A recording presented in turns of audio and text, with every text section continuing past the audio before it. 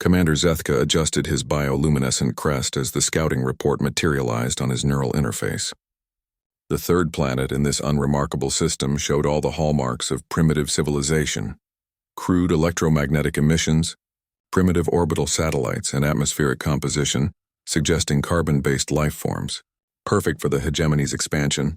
Standard pacification protocol, he commanded his bridge crew, his translator converting the clicks and whistles of his native tongue into galactic standard. Deploy neural dampeners. We'll have their leadership surrendering within a solar cycle. The Velthari had perfected this process across 17 star systems. Their advanced neural technology could suppress the fight-or-flight responses of most species, reducing entire civilizations to compliant workforces. The beings on this Earth would join the ranks of miners, farmers, and servants that kept the hegemony's vast empire functioning. But as the first dampening pulse reached the planet's surface, something unexpected happened. Nothing. Commander, his sensor operator's voice carried an unfamiliar tremor. The neural dampeners appear to have no effect. The primitives are mobilizing. Zethka's 4 eyes narrowed.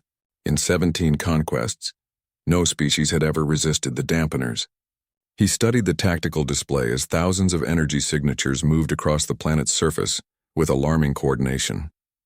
Impossible. Increase amplitude by 300%. The second pulse was powerful enough to render most sentient beings catatonic. Instead, the humans, as their intercepted communications called them, launched primitive chemical rockets toward his fleet. Sir, incoming projectiles, velocity. That can't be right. The operator's crest flickered with confusion. They're accelerating their weapons using controlled explosions. Who builds propulsion systems designed to explode? The first wave of human missiles struck the fleet's outer vessels. The hegemony ships, designed for precision neural warfare rather than kinetic combat, crumpled like paper. Alarms shrieked across the bridge as 3 destroyers went dark. Evasive maneuvers, Zethka commanded, but the humans had anticipated this. More missiles appeared on sensors, these ones tracking the fleet's movements with unnerving accuracy. Commander, we're receiving a transmission from the planet. A bipedal figure appeared on the main screen. Despite the primitive technology, the image was clear enough to see the creature's predatory eyes and bared teeth. When it spoke, the universal translator struggled with the harsh consonants and guttural sounds. This is Admiral Sarah Chen of Earth's United Defense Force. You have 30 seconds to withdraw from our system, or we will demonstrate why evolution made us the apex predators of our world. Zethka's crest flared with indignation. You dare threaten the hegemony? Your planet is a backwater. 20 seconds. We have technology beyond your comprehension. 10 seconds. The transmission cut. On sensors, massive energy signatures began appearing across Earth's surface. Not the refined, efficient energy patterns of civilized technology, but raw, brutal power that made Zethka's skin crawl. Those are fusion reactors, his science officer whispered. Hundreds of them. They're using stellar fire as tools. The first nuclear-tipped missile struck the hegemony flagship. The explosion vaporized half the ship in a brief, terrible star. Zethka watched in horror as his elegant vessel, a masterpiece of bioengineering, was consumed by artificial sunfire. Retreat! He screamed. But the humans weren't finished. More weapons emerged from their planet. Kinetic projectiles moving at significant fractions of light speed. Energy beams that carved through hegemony shields like they were soap.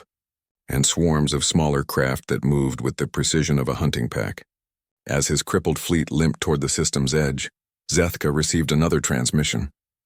This time it came from one of the small human fighters pursuing his ships. This is Captain Rodriguez.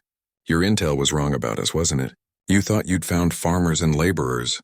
Instead, you found the species that drove every large predator on our planet to extinction. The species that looked at fire and decided to tame it. The species that stared into the abyss of space and said, "We're going there too."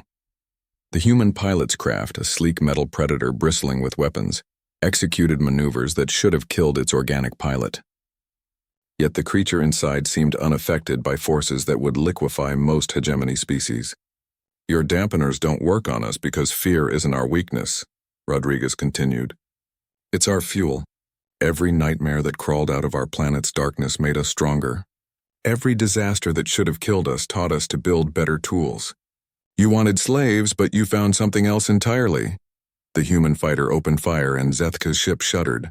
Through the chaos, he could hear his crew's panicked reports. The humans weren't just fighting, they were studying. Analyzing hegemony technology even as they destroyed it. Reverse engineering their weapons mid-battle. "Commander?"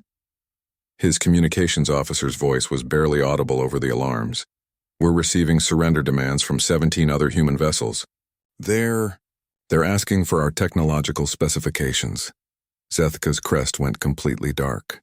The humans hadn't just repelled an invasion, they were treating it as a learning opportunity. As the remnants of his fleet finally reached the jump point, Zethka transmitted an emergency bulletin to Hegemony Command. "Mark this system as forbidden. Classification: Apex Predator Civilization. Recommend immediate containment protocols." But deep down, as he watched the small blue-green planet shrink in his rear display, Zethka suspected it was already too late. The humans had seen the stars, and now they knew they weren't alone. The hegemony had expected to find slaves. Instead, they had awakened hunters.